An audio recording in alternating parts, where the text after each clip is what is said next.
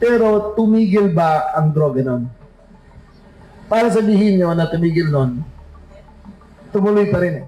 Ang lagi pinapalandakan ay war on drugs.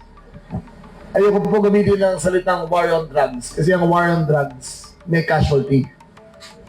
Sapat na alam natin na marami na apektuhan sa ating mga lansangan. Pero ang war on drugs ay maraming ikinamatay.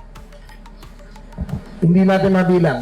Iba nagsasabi 6,000, iba nagsasabi umabot ng 20,000 ang pinatay sa war on drugs. Pero tumigil ba ang droga nun? Para sabihin nyo na tumigil nun, tumuloy pa rin eh. Pero ngayon, hindi namin tinatawag itong war on drugs. It is a campaign against the illegal drugs. Yung war on drugs, maraming namatay. Sa campaign ng illegal drugs, sisigurado namin na ang proseso, ang batas, ang siyang nakasaad sa ating mga libro ng batas sa Pilipinas ay ating sinusunod.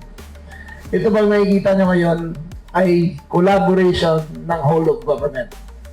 Mula barangay hanggang PNP, hanggang PDEA, nagtutulungan. Noong una ako pumasok bilang sekretary ng DILG, hindi po nag-uusap yan, ang PDEA at saka PNP.